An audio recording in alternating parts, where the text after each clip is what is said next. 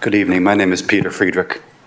In today's chaotic world, we are all looking to our political leaders with the hope and eternal optimism that we will find in them qualities which, while increasingly rare, all those who are entrusted with political power must exude.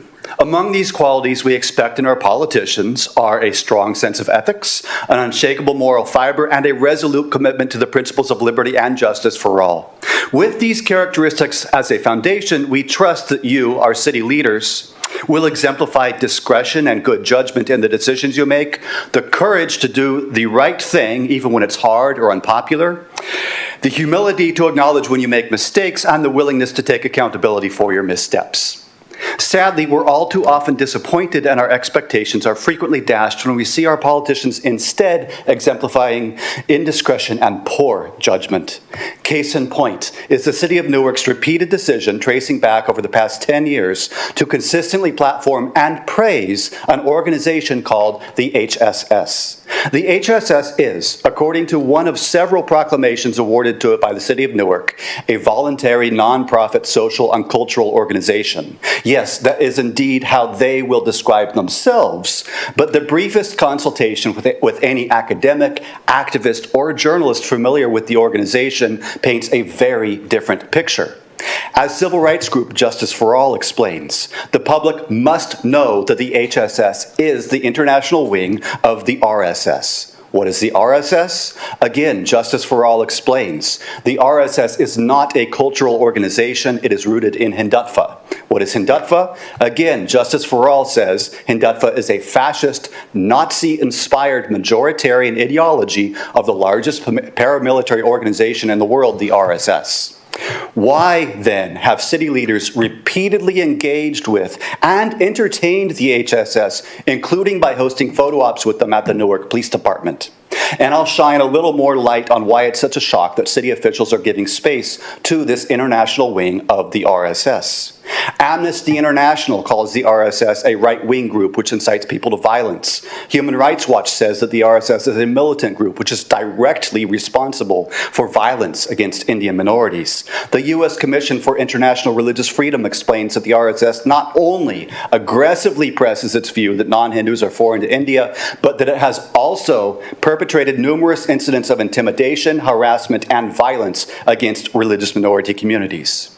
Now, when the HSS is not trying to curry favor with local, state, and federal politicians to gain access to American halls of power, it makes no secret of its connection to the RSS. Attend a local HSS cell, there are 9 right here in Alameda County, and you will likely see up on stage a garlanded photo of the RSS's guru, a man named Golvarkar. As the RSS's guru, Golvarkar described Indian Muslims and Christians as foreign elements, internal threats, and traitors who have joined the camp of the enemy and whose patriotism to India is in doubt simply because they are religious minorities. He called Indian Muslims and anti-nationals and Indian Christians bloodsuckers. Golvarkar said way too many hateful things to recount here right now, but the most shocking of them all was when, during World War II, he praised the Nazi treatment of the Jews as a model for the RSS to follow in India. I quote him, "To keep up the purity of the race and its culture, Germany," said Golvarkar, "shocked the world by her purging the country of the Semitic races, the Jews. Race pride at its highest has been manifested here. It was," he said, "a good example to learn and profit by. In his twisted and evil thinking, the precedent of the Nazi Holocaust justified the RSS's goal of cleansing India of all religious minorities."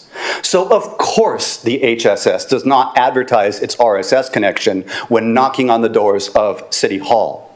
We're still left with the question, why have city leaders repeatedly honored the HSS?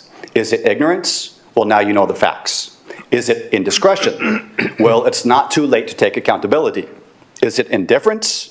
Well, then the innocent Indian victims of the RSS, whose suffering the HSS seeks to deny or justify, will suffer all the more. Or is it incentives? We all know the part that money plays in the game of politics.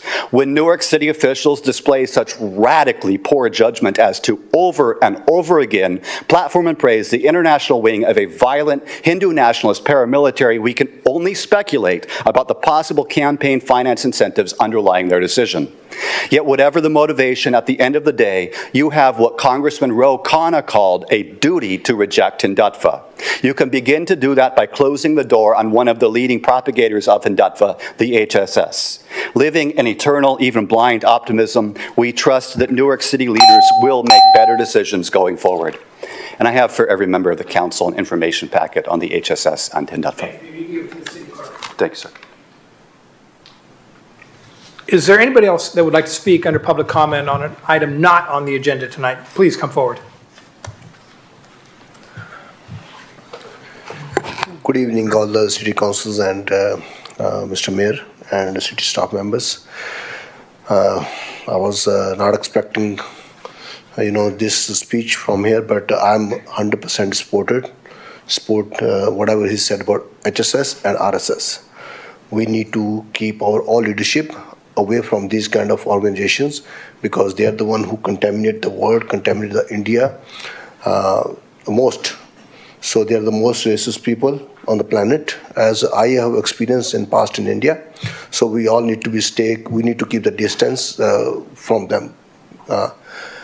Most of the people who have a big platform and NGOs right here, they are driven by HSS and RSS. Since I was a key person when we had a bill SB 403, anti-caste discrimination bill, and most of the people who opposed this bill, they were RSS and HSS, all Hindutva-driven forces. The purpose of that bill was SB 403 was anti-caste discrimination bill. No one should be discriminated on basis of caste, which is very common back in India. So I'm glad gentleman is here and he addressed this thing. And please, my request to you guys, I've been living in Newark since 1994. But pay attention on this, all the literature and the material they give to you guys. And we need to keep the distance from these kind of organizations.